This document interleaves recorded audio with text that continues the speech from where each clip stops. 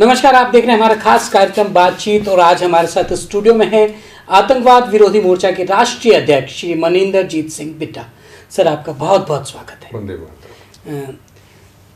सबसे बड़ा सवाल और पहला सवाल और महत्वपूर्ण सवाल, आतंकवाद विरोधी मोर्चा, आपने आतंकवाद के खिलाफ एक बहुत बड़ी लड़ाई लड़ी।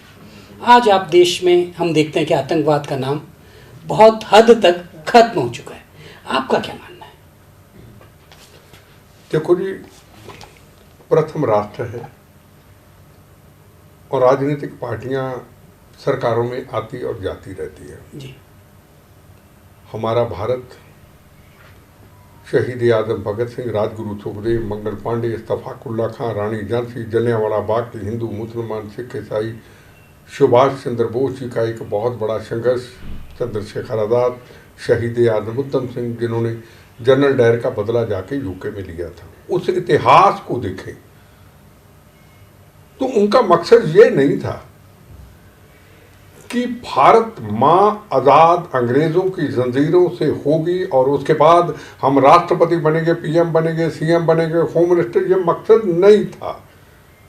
उनके शरीर के ऊपर भी खून से लिपड़ा हुआ चिट्टा खद्दर होता था, एक एक तुणका खून से बना था, वो चिट्टा खद्दर था। घर से निकलते कहते देशभक्त आ गए और मौत का कफन बांध के निकलते थे।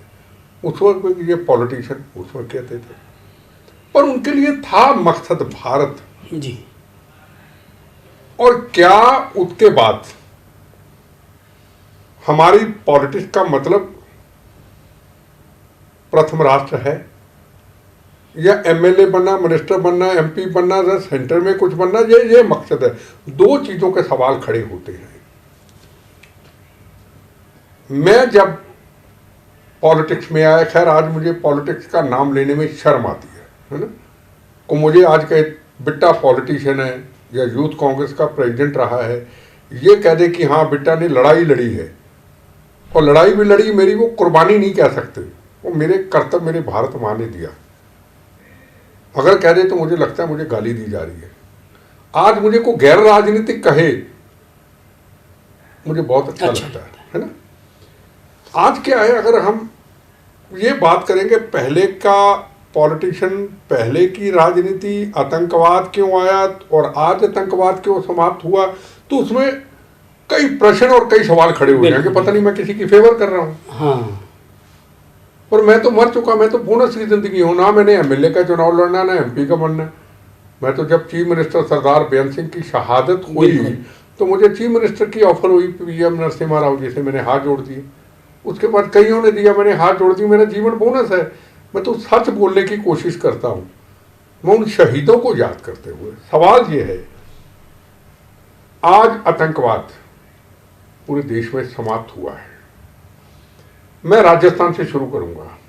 जयपुर कितनी घटनाएं हुई, एक दिन के अंदर 120 लोग शहीद हुए जयपुर के अंदर बम्बों से, अलग अलग जगह पे बम्बों से।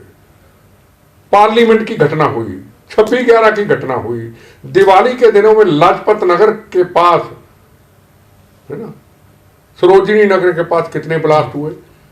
माँ अपने बच्चों के लिए खिलौने लेने, पटाखे लेने, बाप माँ निकले थे। माँ बाप आए नहीं, बच्चे देखते रहे कि हमारे माँ बाप कहाँ चले गए। आतंकवाद उनको छीन के ले गया हमारे से। बॉम्बे के अंदर ट्रेनों के अंदर ब्लास्ट होते हैं, जम्मू कश्मीर के अंदर जवान जाते हैं मौत का कफन बांध करके, और हिंदू, मुसलमान, सिख, ईसाई के तिरंगे झंडे में उनकी डेड बॉडी खून से लथपथ आती है, उन पर पत्थर फेंके जाते हैं, उनको घसीटा जाता है, जवानों की बॉडी कट कट के। कौन सा राजस्थान का गांव जहां नहीं आती, माओ के बेटे नहीं आते, पत्नी का सुहाग जो है उजड़ता हुआ, बच्चे यतीम होते हुए नहीं आते। ठीक, ये कल की बातें। हमारी समस्या भारत के अंदर ये है कि हम हर चीज को भूल जाते हैं। छोड़ो यार, हुआ था नहीं, प्रथम राष्ट्र होना चाहिए जो भारत माँ की कृपा से मैंने उसकी कृपा से अंदर समा के रखा है। ठीक है ना। आज मैं आपसे सवाल पूछना चाहता हूं, आपने मेरे से सवाल पूछा, आप एक पत्रकार हैं, कितने शहीद हुए होंगे राजस्थान का ले लें, जो पहले रोज आप अखबारों में बड़ी बड़ी स्टोरी लगाते थे, इस शहीद की, इस वीरांगना की, उसके बच्चों की, उसके माँ बाप कितने हैं, मैं आपसे पूछना चाहता हूँ। है काफी कमी आई है, बहुत कम बहुत है। कम है। तो सवाल ये है, अपनी राजनीतिक लड़ाइयां लड़ो ना, वो लड़ते थे, लड़ते हैं, लड़ते रहेंगे, लड़ो। पर जहां प्रथम राष्ट्र आ जाए वहां डट के खड़े हो जाए, इन आतंकवादियों की सालों की ऐसी की तैसी, उनको पता चले। और जब आतंकवादियों से कोई घटना हो जाती है, अभी भी जम्मू कश्मीर में या नक्सलाइटों में, तो हम चैनलों पे बहस पे पड़ जाते हैं, हमारे टाइम पे ऐसा नहीं था, तेरे टाइम पे ऐसा है, अब ऐसा है। और पाकिस्तान हमारा तमाशा देखता है, वो हमारा मजाक उड़ाता है कि तो यही तो हम चाहते हैं, आग लगाओ और मजे लो और तमाशा देखो, तमाशा देखते हैं। हमने पाकिस्तान को, ISI को ये जवाब देना है, पाकिस्तान, ये भूखे नंगे पाकिस्तान, हमारे जवानों को गांव गांव में शहीद करने वाले, पार्लियामेंट पे हमला करने वाले, जयपुर के अंदर एक दिन में 120 लोगों को शहीद करने वाले, राजनीतिक लड़ाइयां तेरे भी हमारे भी चलती रहेंगी। जहां प्रथम राष्ट्र का मुद्दा होगा, जहां आतंकवाद का मुद्दा होगा, हम एक हैं, एक हैं, एक हैं कह के तो देखें। बम गोलियां की तरह इन बदमाशों को लगेगा, वो हम करते नहीं, कमियां हैं। आतंकवाद समाप्त हो चुका है, इसका अंत है जब हम चंद्रमा तक पहुंच गए, चंद्रयान-3 चांद मामा के पास पहुंच गए। जब यूक्रेन के अंदर इधर गोली, इधर रॉकेट लॉन्चर और तिरंगा झंडा बीच में, पाकिस्तान के स्टूडेंट के हाथ में, नेपाल के बच्चों के स्टूडेंट के हाथ में, बिल्कुल, बांग्लादेश के स्टूडेंट के हाथ में, जब तिरंगा झंडा पकड़ा तो बच्चे बच के आगे दुश्मन देश पाकिस्तान कहने लगा। अगर हिंदुस्तान का तिरंगा झंडा ना लहराया जाता तो हमारे बच्चे भी हमसे बिछड़ जाते। बच्चों के लिए माँ बाप के लिए बच्चे सब चले जाते हैं। तो एक हिंदुस्तान की छवि तो बनी है ना, बिल्कुल। ये आज का हिंदुस्तान है। राजनीति की तरफ मत जाइए, छोटी सोच को मत लीजिए। जो मेरी बात को सुनकर के छोटी सोच में पॉलिटिशियन पड़ता है, मैं समझता हूं जो मुल्क के साथ धोखा करता है, मुल्क के साथ गद्दारी करता है। हम क्या, आज नहीं तो कल जाना है। अपने साथ कई जवान शहीद होते देखे, 70 लोग शहीद होते देखे, LMG उड़ती हुई देखी, जवान CRP के उड़ते हुए देखे, बच्चे उड़ते हुए देखे, मौत को देखा है। मौत मेरी यार है। मैं कहता हूं आज नहीं तो कल हमने जाना है, आंख बंद हुई पल का पता नहीं। हम क्यों नहीं सोचते? हम ज्ञानी हैं, हम आदर्श हैं समाज के पॉलिटिशियन, लोग हमें वाच करते हैं। जो बोलना दिल से बोलो, दिल से करो, राजनीतिक लड़ाइयां लड़ो, पर प्रथम राष्ट्र आ जाए, एक मंच पे इकट्ठे हो जाओ, ये होना चाहिए। इसलिए आतंकवाद का तो अब नामो निशान खत्म ही हो चुका है। आपने कहा कि राजनीति से अब आपको नफरत सी होती है, आपने राजनीति छोड़ी, और क्या आपको लगता है जो राजनीतिक दल हैं, जैसे आपने कहा कि राष्ट्रीय प्रथम, राजनीतिक दल कहीं ना कहीं सत्ता के लिए, कुर्सी के लिए मैं आपको बताऊं, मुझे ना आज से जी, मेरा ख्याल 25 साल पहले मूवर एंड शेखर का कार्यक्रम आता था सोनी चैनल पे, बिल्कुल, मेरा शेखर सुमन, उन्होंने मुझे बुलाया। मुझे किसी ने कहा मत जाना यार, बड़े तेज सवाल पूछते हैं। मैं कहा पूछते मैं यार, गलत हूं नहीं, जो मर्जी पूछे, है ना। तो मैं चला गया। उसका पहला सवाल था, आपने ऐसे कपड़े क्यों पहने, स्कार्फ पहना फौजियों की तरह, आपने कुर्ता पजामा नहीं पहना? अब जवाब मैंने नहीं दिया, मेरी सरस्वती माँ ने कृपा की। मैं कहा ये जो खद्दर था, आज़ादी के वक्त शहीदों ने खून से सजाया हुआ ये खद्दर था। जब निकलते थे कहते देशभक्त आ गए। उस वक्त कहते थे कि मैं घर से कहते थे मैं मौत का कफन बांध के लड़ने के लिए जा रहा हूँ। कहते अब मैं कहा अब खद्दर पहन के लोग कहते ये ठग आ गए। लालू प्रसाद यादव जैसे लोगों का चर्चा किया। फिर उसने मेरे से एक सवाल पूछा, आपके बाद 14 बार बम्बों से हमले हुए, इतने लोग शहीद हुए, आपको डर नहीं लगता? मैं कहा मौत मेरी दोस्त है, मैं जाऊंगा, मेरे बच्चे कहेंगे हमारा बाप देश के लिए शहीद हुआ, दोस्त कहेंगे देश के लिए शहीद हुआ, पर एक चीज से डरता हूँ।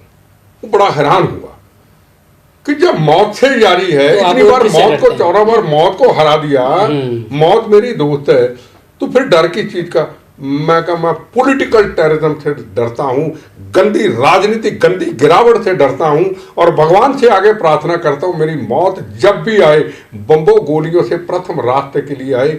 मेरी गंदी राजनीति करते हुए अगर मौत आती है, एक रास्ते में जाते हुए कार के नीचे जानवर कुचला जाता है, मेरी मौत और उसकी मौत में ये अंतर होगा। मैं शहीद कहलाना चाहता हूं, मैं कुत्ते की मौत नहीं मरना चाहता हूं। ये मैंने कहा था 25 साल पहले, वो आज बात सच हुई।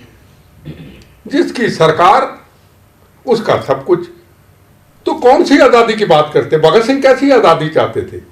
गरीब को इंसाफ मिले, बड़े को इंसाफ मिले, मीडियम को इंसाफ मिले, यही आज़ादी थी। फांसी के रस्से को हाथ हाथ के चूमा था ना।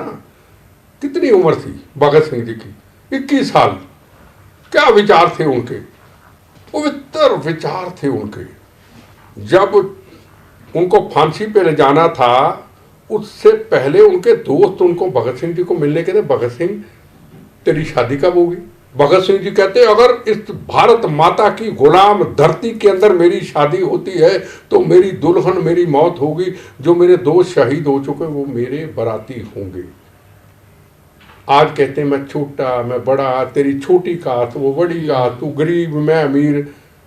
उसके ऊपर भी चर्चा हुई कि बोचा सिंह नाम की उनकी सफाई करते थे, उसका सारा पोछा करते थे, सफाई करते थे। उसको कहते तू मेरी बेबे माँ है। बेबे माँ कैसे? कहते एक मेरी माँ जिसने पेट से जन्म दिया, दूसरा तू मेरी सेवा करता तो मेरी माँ ही हूँ। वो कहते मैं तेरे हाथ का खाना खाना चाहता हूँ।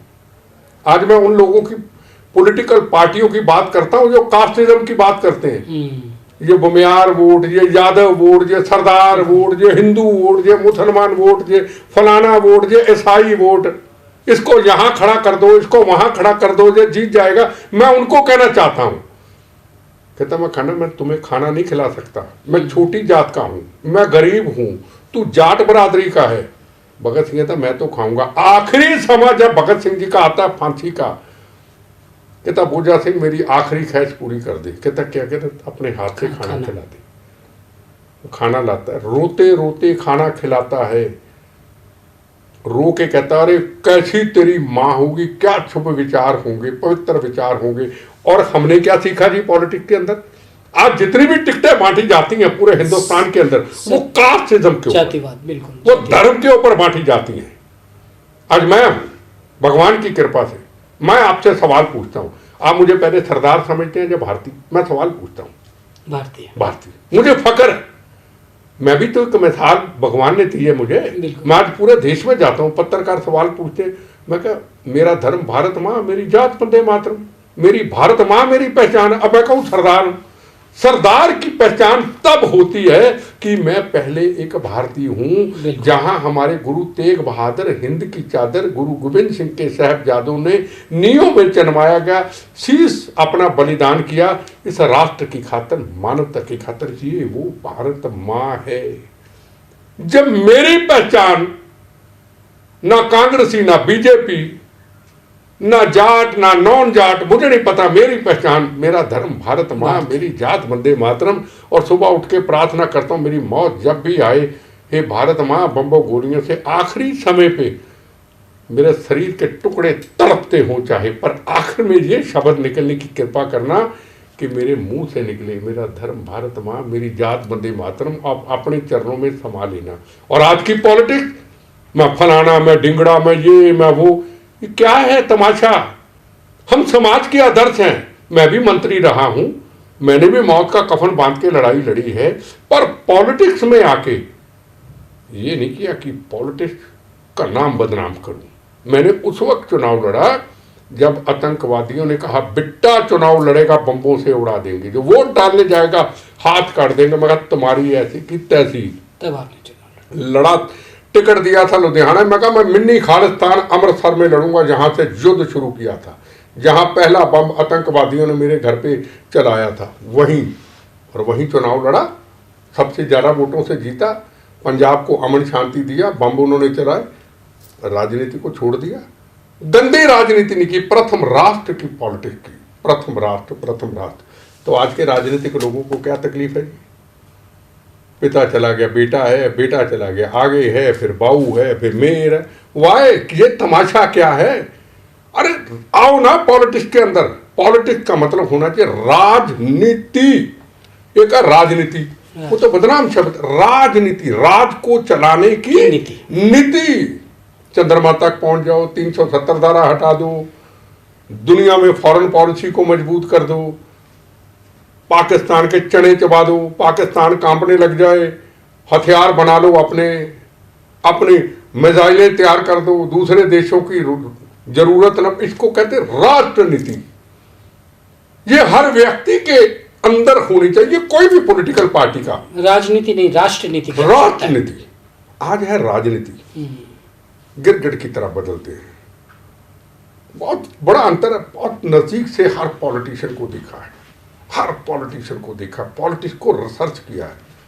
हम क्या सोचते हैं, क्या करते हैं, विचार। अब हमारे एक नितिन गडकरी जी हैं जी, होंगे बीजेपी के। अपने आज पूरे देश में देखो, बिल्कुल सड़कों का जाल बिछा दिया। रोड नेटवर्क बहुत मजबूत है। एक सोच है, उसके ऑफिस में बीजेपी चले जाए, कांग्रेस चले जाए, सीपीएम चले जाए, सीपीआई चले जाए, आम पार्टी चले जाए, लालू की पार्टी चले जाए, मुलायम सिंह की चले जाए, मायावती हाजिर है, आओ जी ये सड़क बना दो जी। ऐसे ही ब्रेन है, अजीत डवाल है, राष्ट्रीय सुरक्षा सलाहकार। पाकिस्तान में 7 के 8 साल मौत का कफन बांध करके फ्रूट की रेडी लगाते रहे, वहां रुके किसके लिए? राष्ट्रीय। आज राष्ट्र के सुरक्षा सलाहकार। पहले राष्ट्र के सुरक्षा सलाहकार हमारे लोगों के टेलीफोन टेप करते थे जी। आज राष्ट्र के सुरक्षा सलाहकार पूरे देश की सीमाओं को देखते हैं, फॉरेन पॉलिसी। ये अपना अपना काम करने का एक नजरिया है। और आज पॉलिटिक्स इतनी हल्की हो गई।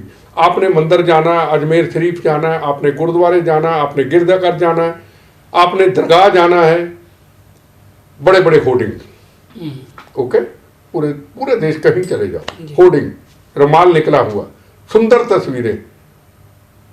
क्या दिखाना चाहते हो? मंदिर बाद में जाना, गिरजाघर बाद में जाना, दरगाह बाद में जाना, गुरुद्वारे बाद में जाना, पहले मुझे देखो क्या लिखा तुमने हो, क्या लिखा तुमने उस पर। आजादी से पहले, आजादी के बाद तक, आज से 18 साल पहले नारे होते थे, भारत माँ के 4 सिपाही, हिंदू सिख एक, हिंदू मुस्लिम सिख ईसाई, भारत एक, धर्म अनेक, एकता ही शक्ति है। कौन देगा जी? आज मेरे रुमाल देख, मेरी जैकेट देख, सुंदर। वाह, गुरुद्वारे मंदिर में बार में हाजिरी, पहले मुझे देखिए। राजनीति में जनाब बदलाव आया है। पैसे दो किसी पॉलिटिशियन को, उसके कार्यकर्ता बनो, फंड दो, सीधी सी बात है। होर्डिंग बड़े लगाओ, बार बार लगाओ, पब्लिसिटी हो जाए। कितनी देर में लीडर तैयार होगा? मेरे पास ले, मैं 10 दिन में लीडर तैयार कर दूंगा, 10 दिन में बल्ले बल्ले करा दूंगा। और फौज का जवान, पुलिस का जवान, मां जन्म देती है, फौज में भेजती है, फिर वो ट्रेनिंग लेता है, फिर बंदूक की लेता है, फिर डिसिप्लिन लेता है, फिर खड़ा होता है, फिर सलूट मारता है, फिर हमारे साथ ड्यूटी देते हैं। हमारे पॉलिटिशियनों के पास बंदूक पकड़ के खड़े हो जाते, जो हमारे काफी लोगों की जमीर जिनकी मर चुकी है, वो फोर्स हमारे जैसे लोगों, बदनाम लोगों के साथ लगा देते। मैं सबको बुरा नहीं कहता, पर एक मंत्री बनना हो, एक काउंसलर, एमएलए या मिनिस्टर, एमपी बनना हो, तो ये क्या, ये तो 6 महीने का खेल है। बड़े बड़े होर्डिंग लगाओ। ये राजनीति में फर्क है। हम क्यों नहीं उन शहीदों को सोचते? क्यों नहीं सोचते कि ये भारत को मजबूत करने के लिए राजनीतिक लड़ाइयां चलती रहे, पर एक मंच पे हाथ खड़े करके पूरी दुनिया को बताना होगा, जहां देश पे आफत आएगी हम एक होंगे, हम क्रिटिसाइज नहीं करेंगे। पंजाब में आतंकवाद खत्म हुआ, यही कारण था। सब राजनीतिक नेता वहां, देखो राजनीतिक दलों की देखो जी, पहली बात सुनो, ये चीजें हम भूल जाते हैं। आतंकवाद लाया कौन? भिंडरांवाला कौन लाया? 84 के दंगे क्यों हुए? ब्लू स्टार ऑपरेशन क्यों हुआ? हम पिछली तरफ नहीं जाते, हम कहते खत्म हुआ। आया कैसे था? आया कैसे? 36,000 बेगुनाहों का कत्लेआम क्यों हुआ?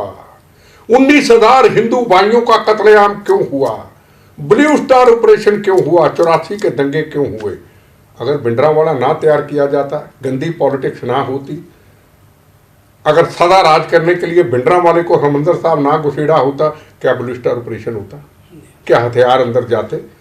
गंदी राजनीति, आतंकवाद पंजाब का लाई, गंदी धर्म की ठेकेदारी पंजाब में आतंकवाद लाई, और उसके बाद इंदिरा गांधी को जब मारा तो 84 के दंगे हुए। अगर भिंडरावाला ना अंदर जाता तो हरमंदर साहब पे हमला होता। अगर इंदिरा गांधी को ना मारा जाता तो 84 के दंगे होते। अगर गंदी पॉलिटिक्स ना होती, भिंडरावाले के ऊपर हाथ ना रखा होता कि सदा राज करेंगे, अकालियों के खिलाफ एक आदमी को खड़े करेंगे, तो ये मुसीबत आती। आज वो नींव रखी हुई 36,000 लोगों का खून पीने के बाद खालिस्तानियों में आज भी खून के प्यासे हैं। तो हमने क्या सुधार किया? क्या सुधार हुआ? अमृतपाल आ गया, बिल्कुल अमृतपाल आ गया। हाँ। मैं खालिस्तान बनाऊंगा, तेरी ऐसी की तैसी, मैं क्या बनाऊंगा?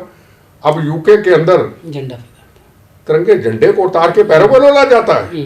पंजाब का भगत सिंह, जिसको दुनिया नमस्ते करती, जिसको पाकिस्तान दुश्मन देश उसके आगे सिर झुकाता है। उस वक्त तो हिंदुस्तान एक था, उसको आतंकवादी कहा जाता है पंजाब की तरफ से।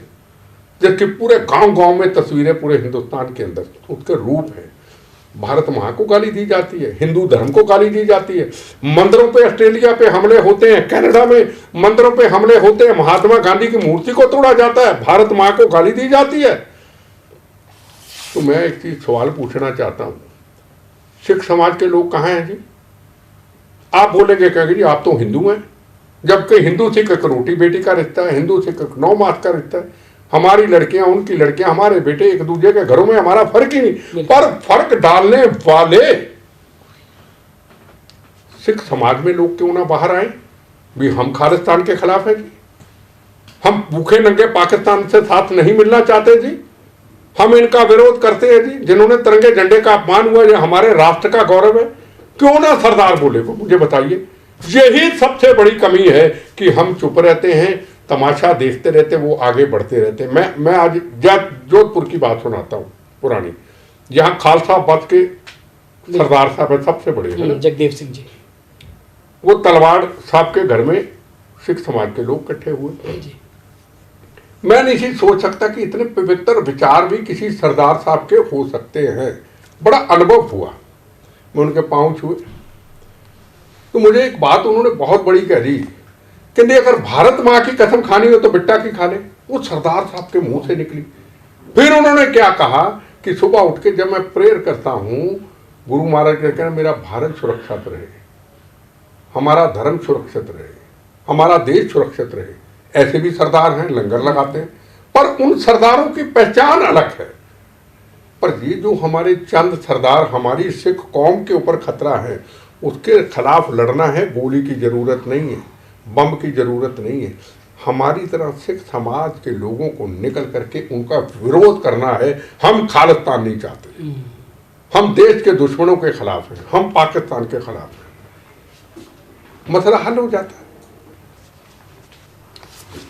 देश चंद्रयान 3 पर पहुंच गया, दक्षिण ध्रुव पर पहुंचने वाला विश्व का पहला देश बन गया भारत। भारत आज आपने कहा विश्व में एक अलग पहचान बना रहा है। आज का भारत कैसे देखते हैं? देखो, मैं सारी चीज़ों को आपको बता दिया। आज के भारत को, उसको कोई पॉलिटिकल पार्टी किस तरीके से लेता है वो उसकी बुद्धि है। जो मेरी चीज़ को उलट लेता है, आज ऐसा हुआ, फिर कहता है जी हमने ऐसा किया था, तो हमने किया था तो किया था, तो फर्ज था। 2 बातें। इंदिरा गांधी ने जब पाकिस्तान के 2 टुकड़े कहे तो अटल बिहारी वाजपेयी ने कहा ये आज की दुर्गा है। कहा बिल्कुल। क्यों? कहते थे प्रथम राष्ट्र है। आज कहने में हमें तकलीफ होती होगी, किसी को हो। मैंने तो भी जाना है, मैं तो मर चुका, मैं तो जिसने किया मैं तो तारीफ करूंगा। मैं ड्रामा नहीं करता हूं। मैं फिर आपको कहा आज ड्रामा ज्यादा है, होर्डिंग है, फलाना है, ये अरे इन चीजों से क्या किसी के लेना है यार। सब देखे मैंने, कांग्रेस में बड़े बड़े लीडर देखे, बड़ी बड़ी सोच देखी, बहुत लोगों को देखा, किसको नहीं मैं जानता। नरसिम्हा राव जी के आप बहुत खास हुआ करते? नहीं, खास नहीं, मैं उनके बच्चों की तरह था। को खास नहीं था, को मेरी लॉबिंग नहीं थी। उनको पता था कि ये व्यक्ति देश के लिए लड़ता है। मुझे उठा के दिल्ली ले आए, मुझे सेवा दी, मैंने आंखें यार रख के सेवा की। मुझे चीफ मिनिस्ट्री दी पंजाब की 96 में, मैंने मना कर दिया। मैं कहा मैं तो देश की सेवा करूंगा, आपके साथ हूँ, मेरा आज उसकी रूह के भी साथ हूँ। लोग तो 2 मिनट में बदल जाते हैं। कांग्रेस के एक नेता ने अभी 2 दिन पहले उनके बारे में स्टेटमेंट, विवादित टिप्पणी कर दी। मणिशंकर जी, कांग्रेस को बर्बाद करने वाले कौन है? दिग्विजय सिंह, हिंदूवाद,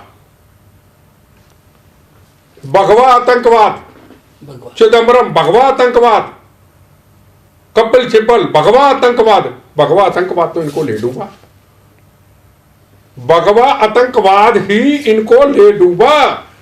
नहीं तो आज कांग्रेस की हालत ना होती। मैं भी तो उसी में हूं जी। मेरे लिए प्रथम राष्ट्र है। मैं अभी आपसे बात की, हिंदू मुसलमान सिख ईसाइयों से सजा हुआ आजाद भारत, हिंदू मुस्लिम सिख ईसाइयों से सजा हुआ खून का तिरंगा झंडा। मैंने ये कहा कि हिंदू ने दिया, सबने दिया, ये भारत सबका है। पहचान अपनी बनाओ। हम पॉलिटिक्स करते। मणिशंकर आयर जी को पूछना चाहता हूं, पुराना जानता हूं, देश के लिए आपने क्या किया जी? अरे बता तो दो, उनको पूछो भाई देश के लिए क्या किया। मुंह उठाया बोल दिए। तो नरसिम्हा राव की सरकार में पेट्रोलियम मिनिस्टर भी तो वही थे, तो आप मंत्री क्यों थे? बाबरी मस्जिद से प्यार था आपको। बाबर कौन था बता दें? काफिर था बाबर। औरंगजेब कौन था? औरंगजेब काफिर था। औरंगजेब कौन था? जिसने गुरु तेग बहादुर हिंद की चादर लाल किला के अंदर शीश निछावर किया था। कौन थे औरंगजेब? गुरु गोविंद सिंह महाराज। उनके 2 साहिबजादों को नींव में चढ़वा दिया गया और 2 को जंग में शहीद होना पड़ा। कौन था बाबर? काफिर बाबर। मणिशंकर आयर को कहना चाहते हैं जमीर मर गई। वो था बाबर जिसने गुरु नानक देव जी महाराज, जिसको हिंदू मुसलमान सिख ईसाई नमस्तक करता है, वो बाबर ने गुरु नानक देव जी को जेल में डाला था। तुम्हारी ऐसी की तैसी, तुम्हारी ये पढ़ा लिखा तो इंसान है। इंडियन फॉरेस्ट सर्विस तू कर ली, इतनी बड़ी पढ़ाई कर ली, तुमको गुरु नानक देव जी के इतिहास का नहीं पता? तुमको गुरु गोविंद सिंह महाराज के साहिबजादों का इतिहास का नहीं पता? तुमको गुरु तेग बहादुर हिंद की चादर लाल चांदनी चौक लाल किला सामने से निछावर किया, वो नहीं पता? बाबर से प्यार है। जा पाकिस्तान चले जा, पाकिस्तान से बड़ी दोस्ती उसकी। पाकिस्तान बड़े चाट खाने जाते थे, मुर्गे खाने जाते थे पाकिस्तान में, बड़ी आईएसआई के साथ मीटिंगें होती थी। जा पाकिस्तान, बाबर से प्यार। अरे बाबर कोई अजमेर शरीफ की तरह था। आज अजमेर शरीफ की को बात करे, मैं पहला आऊंगा, खड़ा हूंगा। गलत बात है, अगर अजमेर शरीफ के ऊपर को टिप्पणी करेगा पहला गोली खाऊंगा। अरे बाबर तो काफिर था। और राम जन्मभूमि का निर्माण जो हुआ, हम क्या कहते? जय श्री राम कहते। तो जय श्री राम कहां थे? मिट्टी, गट्टे, किच्चड़, हवा, अंधेरी, झुग्गी झोंपड़ी उड़ जाती मिट्टी में, अपमानित। उसकी तो मणिशंकर आयर को किसी को तकलीफ नहीं हुई, ना किसी को तकलीफ नहीं हुई। वहां राम जन्मभूमि का निर्माण हो गया जी। कहना जय श्री राम, हिंदू होके कहना जय श्री राम, पर राम का अपमान होता रहे। बाबर से प्यार हो गया, राम को छोड़ दिया। ना गोली चली ना बम चला, ना गोली चली ना बम चला, ना दंगे हुए, ना किसी की मौत हुई। बना दिया राम जन्मभूमि जय श्री राम। अब जय श्री राम से किसी को तकलीफ हो तो हम क्या करें? तकलीफ तो जय श्री राम से है, तकलीफ बाबर से नहीं है। हमको तकलीफ हो बाबर काफिर से थी। मैं आज भी कहता हूं, मेरे मुस्लिम समाज के भाई सेकुलर जो हों, एक सेकुलरिज्म का सबूत दें। अगर बाबर अजमेर शरीफ की तरह पीर पैगंबर था तो सबसे पहले मेरी जान जाएगी, मैं खड़ा हूंगा। अगर बाबर काफिर था तो फिर मथुरा काशी भी आजाद करा दो। आ जाओ सामने, हिंदुस्तान में एक मिसाल दे दो, पाकिस्तान को दुनिया को बता दो, हम सब एक हैं, हमारा राष्ट्र प्रथम है। ये काफिर थे, ये जालिम थे। आओ चैलेंज करता हूं, औरंगजेब और बाबर के बारे में कोई मेरे से बहस कर ले, हार जाऊंगा, सिर काट के सड़क पे रख दूंगा। वाह, ये कौन सा बयान है? बाबरी मस्जिद तेरी ऐसी की तैसी बाबरी मस्जिद। राम जन्मभूमि थी, राम जन्मभूमि है, सदियों तक, जितनी देर तक भारत रहेगा राम जन्मभूमि रहेगी। आपको नहीं लगता कि आपको राजनीति में आना चाहिए, ये देशवासियों को ये मैसेज देने के लिए जो आप बात कर रहे हैं? देखो मेरी दो बात, लोगों को समझाने की आवश्यकता। देखो जी, मैं जो बातें करता हूँ, कई बार कहते हैं यार आप यार अगर राम की बात करते हो तो बीजेपी में तो नहीं आपका। ऐसे कई लोग, अपनी अपनी सोच होती। देखो, जिस आदमी ने 14 बार हमलों से मौत को बार बार देखा हो, वो कहे मैं तो एमपी बनूंगा, मैं तो सीएम बनूंगा, तो फिर मेरी सोच भी वही होगी कि वो इसलिए करता था। ये जीवन बोनस है, मैं आज गैर राजनीतिक बड़ी मुश्किल से मेरे शरीर का गंदा चोला उतरा है। फूलन देवी का चोला उतर गया था, तो मेरा चोला राजनीति का उतरना बड़ा मुश्किल था। मुझे भगवान की कृपा से, हिंदुस्तान के लोगों ने, दुनिया में बैठे सच्चे भारतीय ने मेरा गंदा चोला उतार के, जबकि मैं गलत काम कोई नहीं किया, मैं देश के लिए बम खाए, फिर भी वो मेरा चोला गंदा था, मैला था। वो लोगों ने मुझे सर्टिफिकेट दिया कि ये व्यक्ति राष्ट्र के लिए है, ये राष्ट्र के लिए मरना जानता है, राष्ट्र के लिए बम खाए। तो मेरा चोला उतरा, मैं अपने चोले को क्यों गंदा करूं? मुझे शौक ही नहीं। नेता जो हैं उनको आप क्या कहना चाहते हैं जो राजनीति करते हैं, राष्ट्रीय नीति नहीं? मैं आज जो मैं बोला जी, अगर वो बोल करके, मैं कोई आदर्श नहीं हूँ, है ना, मेरा एक अनुभव, अगर मेरे बोलने पे जो भी लीडर समझे मैं किसी की बात कर रहा हूँ, है ना, मैं नाम नहीं लेना चाहता हूँ, तो समझे वो सुधर ही नहीं सकता। बड़ा मुश्किल है ये चीज़ में। ये कोई अच्छे लोग आए, आदर्श आए, जैसे हमारे हिंदुस्तान के फॉरेन मिनिस्टर हैं शंकर जी, एस जयशंकर, है ना, अजीत डवाल जी हैं, पुरी साहब हैं, नरसिम्हा राव जी के टाइम पे डॉक्टर मनमोहन सिंह थे। वो मनमोहन सिंह जी को क्यों लाए? वो उस वक्त हमारा देश गिरवी रखा जा चुका था, हम कर्जाई हो चुके थे, उनको इसलिए लाए, देश को बचाना है तो मनमोहन सिंह को लाए। मैंने नरसिम्हा राव जी से पूछा, वो पॉलिटिशियन नहीं है तो क्यों लाए? मेरी सोच ऐसे थी भी इलेक्शन लड़ने वाला ही बनेगा। वो कहते बेटा देश गिरवी रखा जा चुका था, अगर मैं यहाँ चिदम्बरम को ले आता, कमलनाथ को ले आता, तो वो अपने फायदे के लिए करते, देश तो बर्बाद कर देते। अब इसलिए लाया, ये फॉरेन पॉलिसी, जहाँ ये फाइनेंशियल पॉलिसी को जानता है, कैसे देश को चलाना है, कहता इसलिए लाया कि देश बच गया, देश बच गया। वही आज पॉलिसी है। अजीत डवाल को ले आए, फॉरेन पॉलिसी का ले आए, हम भी सवाल करते यार इन्होंने तो इलेक्शन नहीं लड़ा, पर प्रथम राष्ट्र रखा, कहते वोट देना दो, नहीं देना ना दो, मेरा मकसद तो प्रथम राष्ट्र है। ये प्रथम राष्ट्र जिस दिन हर पॉलिटिकल पार्टी का हो जाएगा कि मेरा मकसद, मैं गलत कंप्रोमाइज नहीं करूंगा, तो देश तो आज फिर कहाँ से कहाँ चले जाएगा। हमारी प्रॉब्लम ये है, हम कास्टों में बट गए, धर्म में बट गए। आप इलेक्शन की बात करते हैं, मैं दावे से कहता हूं मुझे कहीं से टिकट दे दो, हिंदुस्तान में कहीं से दे दो, मैं अगर मेरी पहचान लोगों ने भारत की है, मैं जमानत अगले की जब्त करा के आऊंगा, चाहे बाद में छोड़ दो। मुझे दिल्ली में एक बहुत बड़ी पार्टी ने टिकट दे दिया, पिछली इलेक्शन में, मैं कांग्रेस छोड़ी नहीं, टिकट दे दिया। बीजेपी वालों ने कहा टिकट डिक्लेयर हो गया टीवी में, एक तरफ जीत लीजिए अमृतसर में, दिल्ली में वेस्ट दिल्ली। हाथ जोड़ी, मैं कहा ये मेरा कर्म नहीं है। आपको मिनिस्टर, मैं कहा ना मेरा कर्म नहीं है, मैं ऐसे खुश हूं।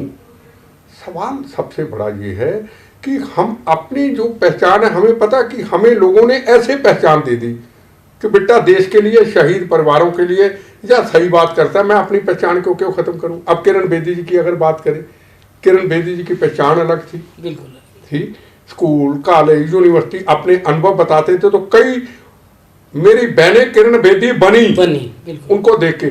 जब किरण बेदी जी पॉलिटिक्स में आई, गवर्नर भी बनी, अब घर में बैठ के, मैं कहना नहीं चाहता, तो जो मैं ये कहना चाहता हूँ, जिसकी जहां जहां पहचान है, उस पहचान को कैसे लालच में आके करे ना।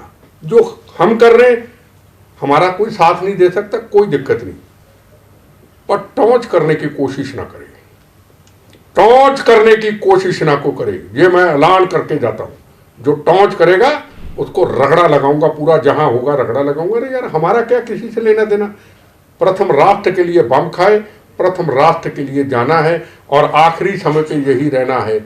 मेरा धर्म भारत माँ, मेरी जात बंदे मातृ। कौन कांग्रेस, कौन बीजेपी, कौन सीपीएम, कौन सीपीआई, कौन आम पार्टी, कौन हिंदू, कौन सिख, कौन ईसाई, प्रथम राष्ट्र जिसके अंदर सब समाया हुआ है। भविष्य का भारत कैसे देखते हैं? देखो ये बहुत बड़ा सवाल है। हर चीज हिंदुस्तान की पॉलिटिक्स के ऊपर डिपेंड करती है कि राजनीति में कैसा व्यक्ति के हाथ में वागडोर आती है। नरसिम्हा राव जी के हाथ में वागडोर आई, राजीव गांधी जी ने भी काम किया, इंदिरा गांधी जी ने भी अपना उस वक्त काम किया, वो कमी नहीं उन्होंने छोड़ी। जवाहरलाल नेहरू जी ने भी किया होगा, वाजपेयी जी ने भी राजस्थान के अंदर बहुत बड़ा परमाणु, सबने किया। पर आज की जो पॉलिटिक्स है, जो पिछले समय में पॉलिटिक्स को हम लोगों ने कंप्रोमाइज पे गंदा कर दिया, तू भी आ जा, तू भी आ जा, तेरा काम हो गया, वो हमने प्रथम राष्ट्र नहीं माना। आज की पॉलिटिक्स है गलत काम के लिए आंख को यहां रख के करना, गलत है तो गलत है।